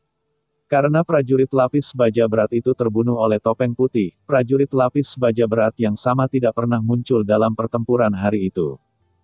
Semua orang mengerti bahwa bukan tentara ekspedisi yang merupakan prajurit lapis baja berat. Tetapi pihak lain berpikir bahwa bukan saatnya untuk menempatkan tentara ini ke medan perang dalam jumlah besar. Ketika jangkrik pembunuh ini muncul kembali di medan perang, saya khawatir inilah saat kedua belah pihak akan mati. Topeng putih itu mengambil kembali baju besi yang berat itu, dan Ren Xiaosu terlalu berat di tangannya, benda ini bisa bergerak begitu cepat ketika dikenakan di tubuh. Tampaknya para master dalam barbar juga sangat sengit. Jika ada ratusan atau ribuan tentara seperti itu, apakah posisi itu berbahaya? P5092 melirik ke armor berat dan berkata, bahkan jika ada pejuang armor berat yang mapan, mereka perlu menggunakan nyawanya untuk menggantikan posisi ini. Aku melihat pada amunisi yang dibawa oleh Brigade Tempur ke-6. Ada sesuatu yang mengejutkanku, yakinlah. Ketika pejuang lapis baja berat ini muncul kembali, aku akan mengejutkan mereka. Jika posisi defensif begitu mudah ditembus, maka P5092 tidak akan terus memilih untuk mempertahankan posisi setelah mengetahui bahwa Tinder telah dikalahkan. Dia mengatakan bahwa pasukan ekspedisi harus berdagang untuk itu jika dia ingin berada di sini. Perang berlangsung 4 jam, dan tentara defensif pertama mulai mengubah pertahanan, karena ini adalah pertempuran yang berlarut-larut. P5092 harus mempertimbangkan kekuatan fisik dan energi para prajurit. Dalam pertempuran intensitas tinggi yang terus-menerus, jika prajurit kelelahan, akan ada penurunan kecepatan reaksi, akurasi pemotretan yang tidak mencukupi, dan penglihatan kabur secara bertahap. Oleh karena itu, P5092 telah mengembangkan skema pertahanan baru untuk memastikan bahwa tentara yang berada di posisi selalu energi. Hal pertama yang ditarik pasukan dari posisi mereka adalah minum air. Mereka berteriak dan bertempur di medan perang. Tidak banyak kesempatan untuk minum air. Beberapa orang meneriaki leher mereka. Dalam tembakan sengit, hanya ketika mereka berteriak keras, kawan seperjuangan mereka dapat mendengar apa yang mereka katakan. Dalam pertempuran saat ini, tentara tidak membawa peralatan komunikasi, karena mereka tidak punya tempat untuk mengisi biaya. Perang akan berlangsung selama lebih dari 10 hari atau bahkan sebulan. Peralatan komunikasi tidak lagi menjadi peralatan komunikasi universal. Karena itu, mereka hanya dapat kembali ke cara yang paling primitif, mengaum. Meskipun beberapa veteran dalam pasukan pensiunan lelah, mereka masih menepuk pundak rekrutmen dengan ramah. Seorang veteran tersenyum lebar dan berkata, kamu pergi ke medan perang dan membunuh seseorang. Mulai hari ini, kamu dapat dianggap sebagai veteran. Beberapa anggota baru masih panik. Pembunuhan pertama akan selalu membawa kejutan bagi dunia spiritual manusia, goncangan ini jelas tidak dapat dipecahkan dengan meneriakkan slogan-slogan. Namun, sebelum mereka tenggelam dalam ketakutan dan kebingungan, para veteran memaksa mereka masuk ke kafetaria, minum air, dan makan. Kemudian para veteran membawa mereka kembali ke barak masing-masing, memeriksa senjata api, melakukan latihan fisik sederhana untuk menghindari ketegangan otot, dan kemudian tidur. Pada saat ini, setelah serangkaian kesibukan para anggota baru ini, rasa takut awal mulai menghilang secara bertahap. Ini adalah perbedaan antara veteran dan rekrut di tentara. Ini juga penting bagi veteran untuk merekrut-rekrut. Veteran akan menggunakan tindakan untuk memberitahu rekrutan apa yang harus mereka lakukan dan bagaimana menghilangkan rasa takut. Ketika dia sedang tidur, seorang rekrutan sedang berbaring di tas tidurnya, menutup matanya, dan semua telinganya dipenuhi dengan tembakan dari posisi bertahan. Kemudian tiba-tiba dia menemukan bahwa apa yang dia katakan dengan cepat mengisi kembali tidur dan energi adalah omong kosong. Mungkin tertidur. Seorang veteran di sebelahnya menemukan bahwa dia berputar-putar di dalam kantong tidurnya, dan tertawa dan memarahinya dari kantong tidur dan menendangnya. Yang Qingzu, mengapa anakmu belum tidur? Yang Qingzu berkata dengan lemah, pemimpin pasukan, saya tidak bisa tidur, tembakan ini terlalu keras. Akibatnya, pemimpin pasukan memikirkannya, dan mengambil kapas langsung dari lubang jaket militernya. Sama seperti dia, mencolokkan telinganya ketika dia tidak bisa tidur. Telur rekrut bertanya, bagaimana jika gadget tidak mendengar instruksi perakitan? Hei, aku akan membangunkanmu satu persatu, dan pergi tidur dengan cepat. Setelah pemimpin pasukan selesai berbicara, dia mulai tidur dengan masuk ke kantong tidur. Dan mulai mendengkur dalam waktu 2 menit. Orang-orang yang baru saja kembali dari medan perang mendengar suara dengkuran ini dan tiba-tiba merasa lega. Mereka menyumbat telinga mereka satu persatu dan segera tertidur. Sampai saat ini, pemimpin pasukan tua keluar dari kantong tidur lagi, satu persatu untuk memeriksa status para prajurit. Dan memastikan bahwa para prajurit sudah tidur sebelum duduk sambil menghela nafas. Pemimpin regu tua itu menghisap sebatang rokok untuk dirinya sendiri, dan beberapa veteran dibor ke dalam tenda di sebelah mereka, keduanya memandang satu sama lain dan tersenyum. Dan mereka langsung memahami situasi masing-masing. Pemimpin pasukan tua itu tersenyum dan berkata, melihat mereka, tiba-tiba saya ingat bahwa saya adalah anggota baru. Pada saat itu, komandan baru saja kembali untuk membersihkan bagian dalam. Pelayanan kami ditempatkan di perbatasan klan Zong untuk mencegah pasukan mereka datang dan menyebabkan masalah. Pertarungan dimulai hari itu dan banyak orang meninggal. Saya sangat panik pada saat itu, tetapi pemimpin pasukan saya menendang pantat saya dan hampir memberi saya seekor anjing untuk makan kotoran, dan saya tidak segera panik. Menghitung waktu, sebenarnya, waktu yang dibutuhkan prajurit ini untuk menjadi veteran tidak lama. Tetapi warisan dalam tentara sebenarnya diwarisi oleh karakter-karakter seperti pemimpin pasukan lama, para perwira tinggi bertanggung jawab atas strategi. Dan mereka bertanggung jawab untuk memberitahu orang-orang yang direkrut tentang perang itu. Seorang veteran di sebelahnya mengembuskan asap abu-abu, saya telah sembelit selama 2 hari terakhir. Saya tidak bisa mengeluarkan kotoran selama setengah hari kemarin. Seorang prajurit di pasukan saya meminta saya untuk pergi ke toilet begitu lama, haha, saya bahkan tidak tahu bahwa saya harus menjawabnya. Dan saya mengatakan kepadanya bahwa anak Anda akan langsung mengerti, tetapi hari ini dia mengatakan kepada saya bahwa dia juga mengalami konstipasi. Ini sebenarnya adalah hal yang sangat vulgar, dan isi obrolan juga sangat vulgar, tetapi mereka yang berada di medan perang memahami bahwa dalam lingkungan yang sangat tertekan, adalah normal mengalami inkontinensia atau sembelit. Perang bukanlah mesin yang menembakkan senjata untuk membunuh musuh, tetapi orang dengan daging dan darah membangun tembok baru dari daging dan darah untuk orang lain. Posisi defensif akan segera menjadi bau, karena mata pegas di sini tidak cukup untuk semua orang untuk mandi, dan kadang-kadang pasokan air mungkin sedikit ketat. Selain itu, semua orang tidak bisa keluar dari posisi bertahan untuk menjalankan omong kosong dan berlari kembali. Jika Anda melakukannya, Anda mungkin tidak lari kembali. Bahkan jika Anda berlari kembali, Anda mungkin memiliki kapak di punggung Anda. Karena itu, pembuangan tinja hanya bisa digali di jamban aqua dan kemudian dikubur di situ. Oleh karena itu, ini tidak sebersih dan rapi seperti yang dibayangkan di sini. Para prajurit tidak setinggi pahlawan legendaris, tetapi seiring waktu, mereka akan lebih baik daripada satu sama lain. Namun, semua ini tidak menghalangi mereka untuk memahami dengan jelas apa yang mereka perjuangkan. Bab 938, Perang Terowongan. Kondisi kebersihan dalam posisi defensif adalah masalah besar hari ini, bukan karena semua orang tidak suka kebersihan, tetapi tidak ada cukup air. Faktanya, P5092 telah mempertimbangkan sumber air ketika memilih suatu posisi. Mata air yang mengalir keluar dari mata air gunung sudah cukup untuk minum lebih dari 6.000 orang. Sedangkan untuk mandi, ini benar-benar bukan pertimbangan utama untuk perang. Jika ini adalah pawai jangka panjang, P5092 pasti akan membiarkan semua orang mencuci tangan dan memperhatikan kebersihan. Tetapi pertempuran ini ditakdirkan untuk berakhir dalam 1 bulan, tidak peduli apakah pasukan ekspedisi menang atau brigade tempur ke-6 mereka menang, itu tidak akan pada akhirnya. Tinggal di sini terlalu lama. Waktu sudah menjadi hari pertama dimulainya perang frontal, posisi digantikan oleh pasukan garnisun sendiri, dan unit ekspedisi di luar terus berputar. Selama pasukan lelah, pasukan baru akan diisi. Berapa banyak yang terluka dan rotasi yang mereka miliki ketika mereka terbunuh. P5092 memandang Wang Yun. Wang Yun berkata, 4 angkatan pasukan telah diubah selama periode itu. Beberapa telah bertahan selama 2 jam, dan beberapa telah dievakuasi setelah 23% korban. Kondisi ini seharusnya tidak pasti.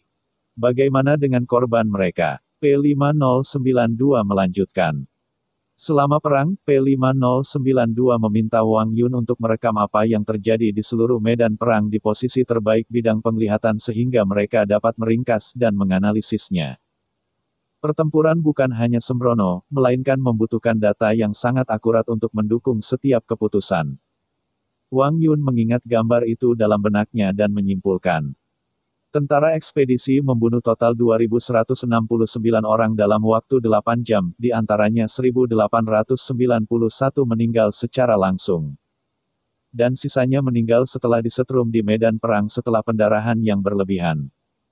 Orang-orang barbar ini seharusnya memiliki satu standar, jika ditentukan bahwa kawan-kawan seperjuangan tidak dapat diselamatkan jika mereka diselamatkan, mereka tidak akan diselamatkan.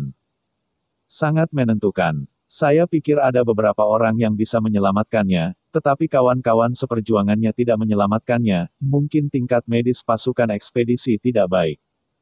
Benar. Bagaimana dengan yang terluka? P5092 bertanya.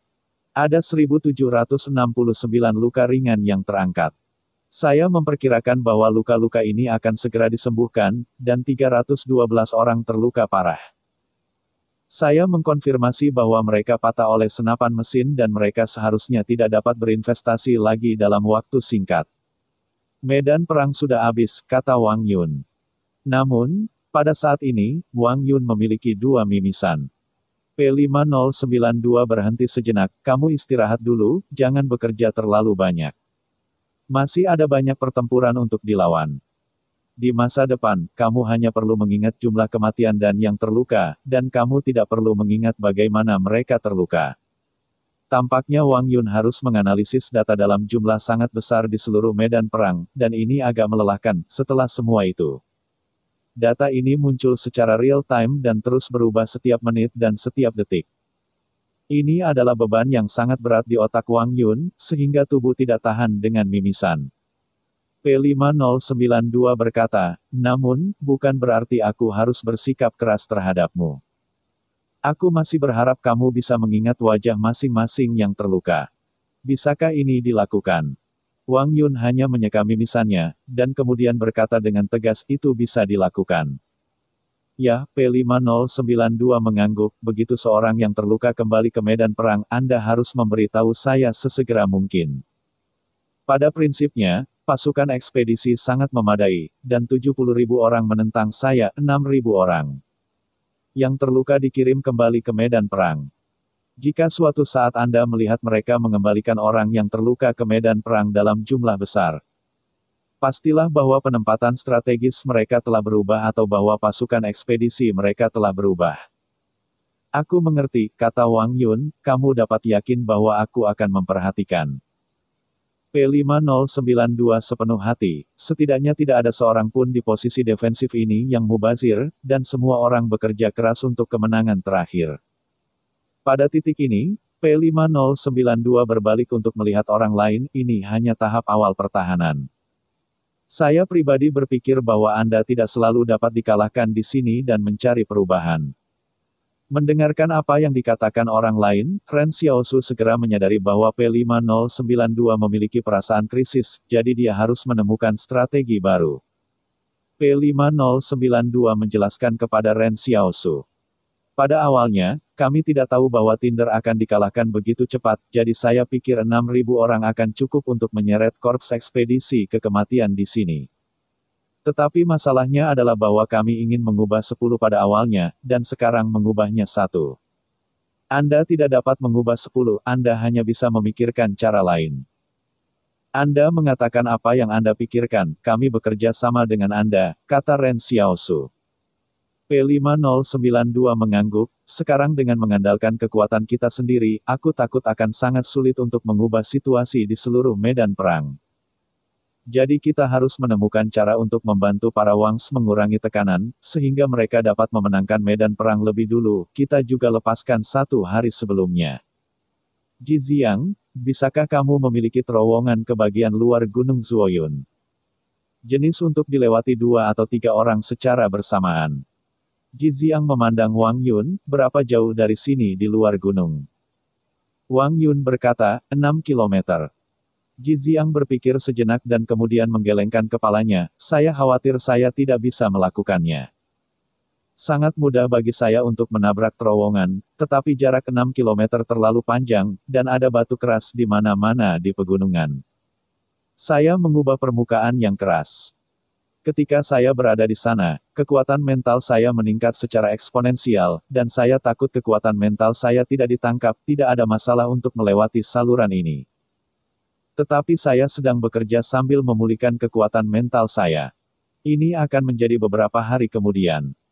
Hal 502 mengerutkan kening, tetapi pada saat ini Mo Fei tiba-tiba berkata, jika aku bisa membawamu berkeliling semua batu keras dan menghitung rute yang paling efektif, aku pikir 6 hari sudah cukup. Semua orang membeku. Ren Xiaosu tahu bahwa identitas Mo Fei adalah 0. Tampaknya untuk kecerdasan buatan seperti 0, tidak sulit untuk menganalisis gunung padat.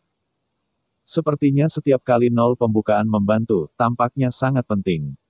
Sebelum ini, Ren Xiaosu selalu merasa bahwa 0 masih tidak dapat diandalkan, karena tidak sepenuhnya akurat untuk beberapa hal dengan data yang tidak mencukupi. Tapi sekarang tampaknya setidaknya membiarkan pihak lain menganalisis data yang diketahui masih cukup andal. Ren Xiaosu memandang P5092, apa yang ingin Anda lakukan untuk menekan saluran ini? Saya ingin mengirim pasukan untuk menyerang Korps Ekspedisi di luar, P5092 menjelaskan, hari ini, Korps Ekspedisi mengelilingi resimen Zuo Yunsan. Mereka harus berpikir bahwa jalur transportasi aman. Pukulan itu pasti akan memberi mereka kejutan besar. Selain itu, pasukan sebesar itu harus memiliki banyak bahan. Selama dihancurkan 1 atau 2 kali, itu akan cukup bagi Wang untuk menemukan peluang kemenangan dalam pertempuran. Ren Xiaosu berpikir sejenak dan tiba-tiba berkata kepada Jiziang, jika ini hanya untuk 1 orang, berapa lama? Jiziang membeku sejenak, 2 hari itu sudah cukup. Ren Xiaosu memandang hal 5092, aku bisa melakukannya sendiri, dan aku tidak perlu menggali lorong lebar itu. Bab 939, Gunung terakhir adalah untuk diriku sendiri. Tidak, P5092 meniadakan, mengapa kamu, sebagai marsal muda, pergi sendirian untuk mengambil risiko? Tetapi hal ini paling cocok bagi saya untuk melakukannya, bukan? Ren Xiaosu tertawa riang, Wang Yun, berapa lama posisi pertahanan kita memiliki cukup makanan? Wang Yun berkata, jika Anda tidak mengendalikannya, itu akan cukup untuk 10 hari. Sebelum saya berpikir bahwa Wang akan terus membawa persediaan, jadi tidak ada kontrol. Akibatnya, saya tidak berharap bahwa pergerakan ekspedisi akan begitu cepat sehingga pasokan Wang tidak akan masuk. Jika kamu mengurangi jumlah alokasi, itu seharusnya cukup selama 15 hari. Lagi pula, perang menghabiskan kekuatan fisik dan tidak bisa dikurangi terlalu banyak. Ren Xiaosu bertanya hal 5092, menurutmu berapa lama pertempuran defensif ini akan berlangsung? P5092 berpikir sejenak dan berkata, mungkin sekitar 20 hari. Jadi, jika orang lain pergi, bahkan jika mereka benar-benar melecehkan pasukan material dari pasukan ekspedisi, mereka tidak akan dapat membawa materi itu kembali, dan jika aku pergi, mereka akan melayani 2 tujuan. Tidak hanya mereka dapat melecehkan mereka, tetapi mereka juga dapat memecahkan materi dalam posisi defensif. Pertanyaan. Tetapi posisi pertahanan membutuhkan Anda lebih banyak, kata P5092. Jika Anda tidak hadir, para pejuang lapis baja berat itu tiba-tiba muncul. Bagaimana dengan posisi pertahanan? Sekarang bukan saatnya bagi pasukan kami untuk menggunakan bom pembakar.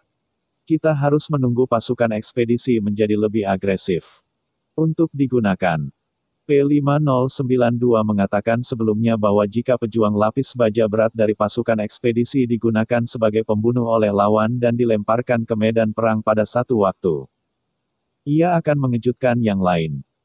Kejutan yang disebut ini adalah bom pembakar yang dibawa oleh Brigade Tempur ke-6, betapapun menakjubkannya pertahanan baju besi, tidak mungkin untuk mencegah tembakan. Oleh karena itu, dalam rencana P5092, meskipun akan selalu ada tuan barbar sporadis untuk menerobos posisi di tahap awal, tetapi si pembunuh harus tetap di waktu yang paling kritis. Jika Anda dapat mengenai pasukan lapis baja lawan dalam satu nafas, itu adalah kemenangan besar. Sebelum itu, para master yang tiba-tiba itu harus diselesaikan oleh Ren Xiaosu. Jika kekuatan tempur kelas atas seperti Ren Xiaosu tidak dalam posisi bertahan, maka mereka kemungkinan akan memaksa penggunaan bom pembakar di muka. Pada saat ini, Yang Xiao Kuan tiba-tiba berdiri, tuan ekspedisi sporadis pada tahap awal dapat diselesaikan oleh saya. Selama mereka tidak dalam ratusan, saya dapat yakin bahwa mereka tidak akan dapat memasuki posisi defensif. Hanya perlu Jiziang digali saja tempat sniper di gunung di belakang posisi defensif. Di belakang posisi defensif didukung oleh puncak berbahaya. Jika titik sniper terputus di gunung, keselamatan Yang Xiao Kuan tidak perlu khawatir. Ren Xiaosu bertanya, apakah kamu yakin? Yang Xiao Kuan berkata dengan mudah, saya melihat pada baju besi berat yang mereka kenakan. Cangkang penusuk baju besi biasa sudah cukup untuk menghadapinya. Satu tembakan pasti akan mati. Apalagi, jika mereka tidak memakai baju besi berat dan bergerak sangat cepat, saya benar-benar tidak bisa melawannya. Mereka akan memiliki peluang gagal, dan sekarang mereka memiliki kepercayaan diri 10%. Ren Xiaosu mengerti apa yang dimaksud Xiao Yun. Untuk senjata api biasa, baju besi berat memang sangat efektif, tetapi jika penembak jitu hitam dilengkapi dengan peluru penusuk baju besi, lawan akan membuatnya kikuk alih-alih perilaku bodoh. P5092 ragu-ragu, keahlian menembak gadis ini. Ren Xiaosu tertawa riang, oh, dia mengajari saya cara bermain senjata, jadi jangan khawatir. Tetapi Brigade Tempur ke-6 tidak membawa banyak peluru penembak jitu, kata P5092, tidak ada penembak jitu yang sangat bagus di Brigade Tempur ke-6, jadi peluru-peluru itu. Sebelum dia selesai berbicara, dia melihat sniper hitam Yang Xiao Kuan muncul, dan Yang Xiao Kuan berkata tidak ada peluru.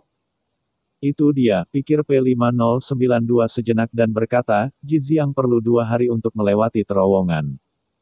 Hanya besok untuk melihat apakah Little Hibiscus dapat menangani tugas ini. Tidak masalah, kata Yang Xiao Hibin. Pada saat ini, semua orang melakukan bagian mereka, dan semua orang melakukan apa yang mereka bisa untuk kemenangan pertempuran ini. Memikirkan hal ini, semua orang tampaknya tidak menyadari bahwa mereka mungkin dimakamkan dalam hal ini, dan setiap orang memiliki kegembiraan yang tak dapat dijelaskan. Wang Yun tersenyum, maaf, saya terbiasa dihalangi oleh rekan satu tim saya di Kong. Sebelum melakukan tugas, saya harus mewaspadai seseorang di belakang saya, dan tiba-tiba bergabung dengan organisasi bersatu, itu agak tidak nyaman. Jiziang mengangguk, saya merasakan hal yang sama dengan Wang Yun. Di satu sisi, Wang Ran menyaksikan semua ini secara diam-diam, dia tidak berbicara karena dia tidak memiliki rasa memiliki di Angkatan Darat Barat Laut. Dalam Zuo Yunsan ini, dia selalu orang luar dan tidak akan benar-benar dipercaya. Namun, Wang Yun juga merasa bahwa sebagai seorang perwira intelijen, Wang Yun adalah seorang perwira intelijen dari Kong, Jiziang adalah seorang perwira intelijen dari Zhou, dan ia adalah milik Wang. Pekerjaan intelijen seperti yang dikatakan Wang Yun. Berhati-hatilah setiap saat. Semua orang mulai bertindak ketika pasukan ekspedisi mundur sebentar malam itu, Jiziang dan Zero membuka sebuah terowongan langsung dari posisi bertahan dan keluar dari gunung.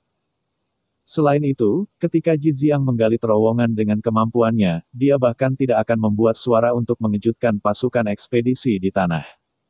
Ini adalah kegelapan nyata dari Cencang. Ren Xiaosu memandangi terowongan Heidongdong, terowongan itu seharusnya hanya digunakan sekali atau 2 kali.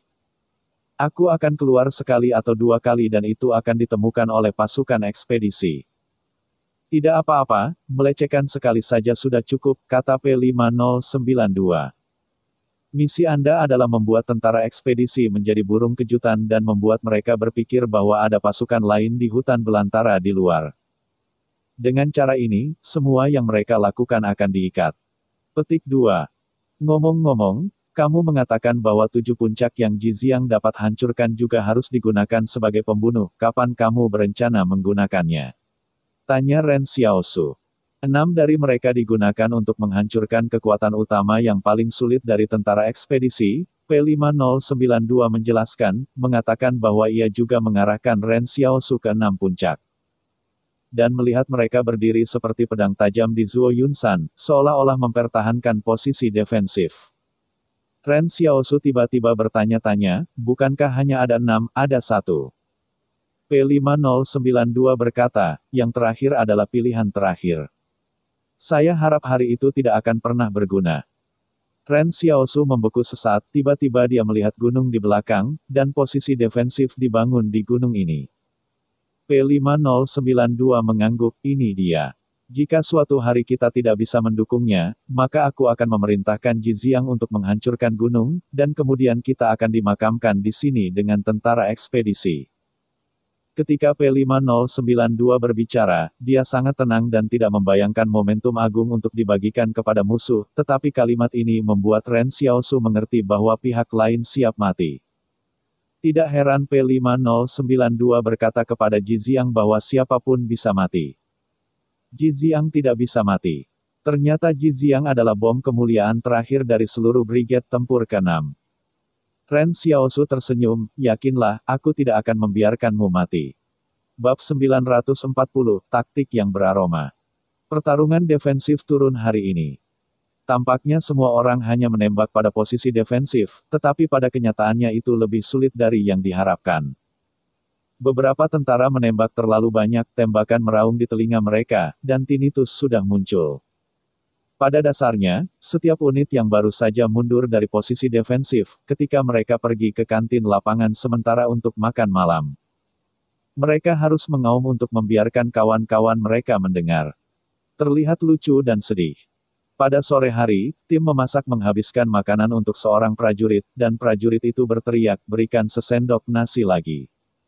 Prajurit kelas memasak bergumam bahwa jika Anda ingin nasi, Anda ingin nasi.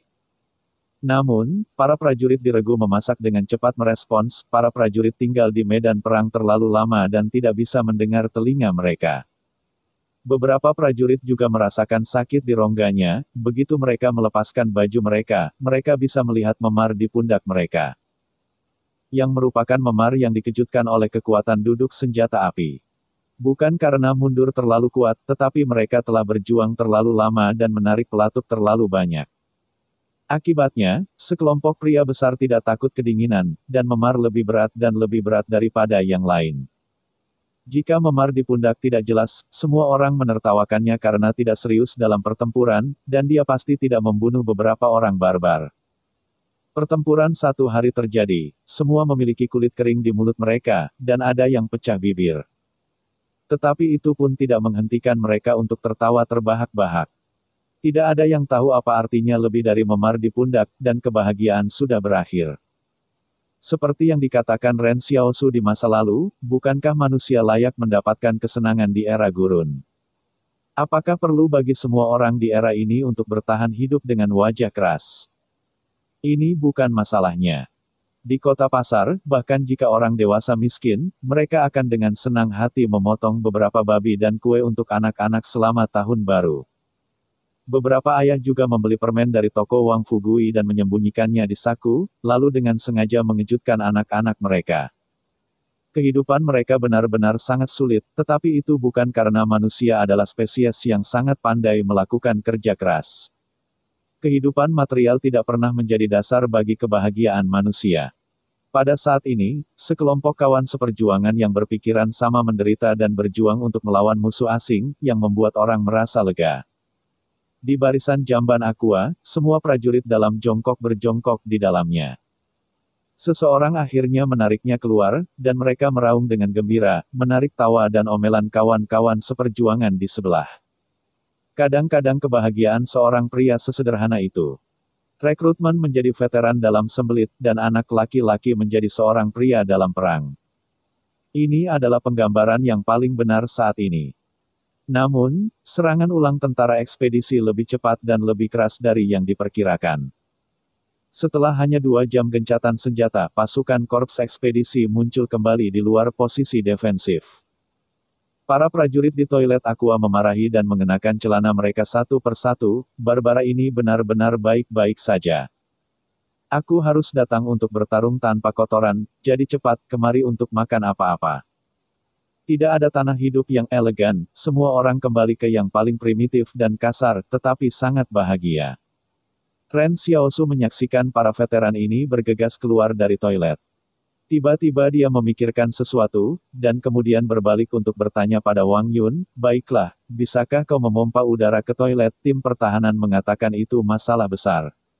Besar, tidak kecil, bau toilet Aqua ini terlalu merah. Wajah Wang Yun berubah, kamu sangat tampan, kamu biarkan aku melakukan pekerjaan seperti ini. Ren Xiaosu tidak senang, ayo, bukankah tidak nyaman bagimu untuk tinggal di sini? Ini sangat tidak nyaman, kata Wang Yun setelah memikirkannya. Anda tahu, ada lebih dari 6.000 orang yang berada dalam posisi bertahan, siapa yang bisa mengembalikan omong kosong itu ke barat laut? Ren Xiaosu berkata, jangan merasa bersalah.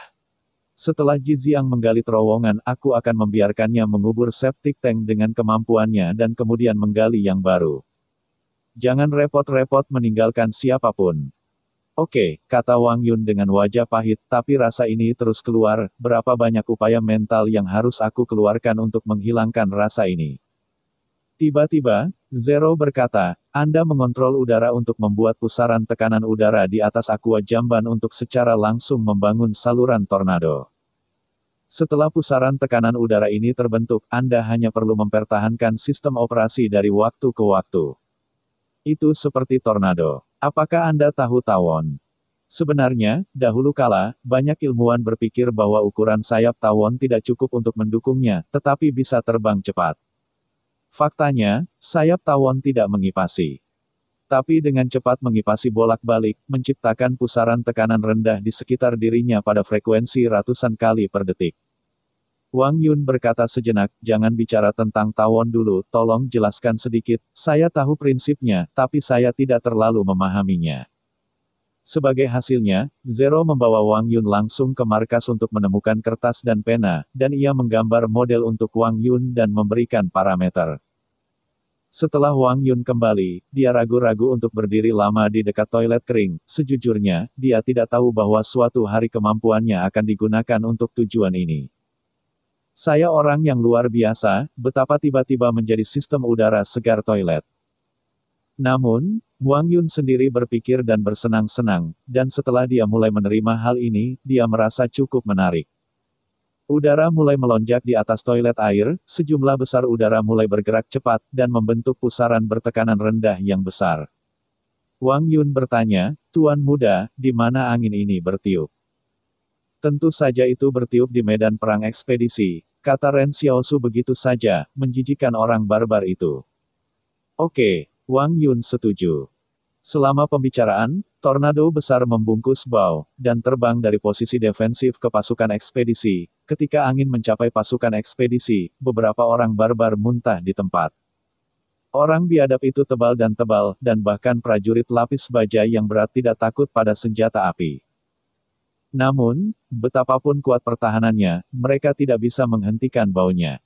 Apakah itu legenda bahwa senjata biokimia Central Plains? Bukankah jubah hitam mengatakan bahwa Central Plains telah melarang senjata biokimia, mengapa ada hal seperti itu? Korps ekspedisi Tiongkok yang kebingungan mulai mundur, dan pemandangan ini mengejutkan Ren Xiaosu.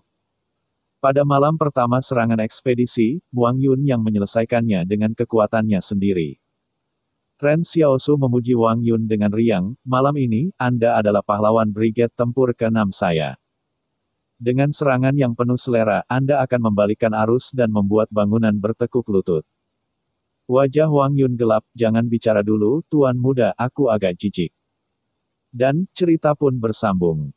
Terima kasih buat Anda yang sudah mengikuti alur cerita The First Order di channel Dongeng Donghua, dan yang sudah bantu subscribe, semoga selalu diberi kesehatan, dimudahkan segala urusan. Dilancarkan usahanya, dan dimurahkan rezekinya. Bagi yang suka dengan alur cerita Donghua yang lainnya, silahkan cek di playlist, yang tentunya pasti tidak akan kalah seru ceritanya. Dan semuanya sudah Mimin rangkum di sana. Semoga bisa terhibur dan terima kasih.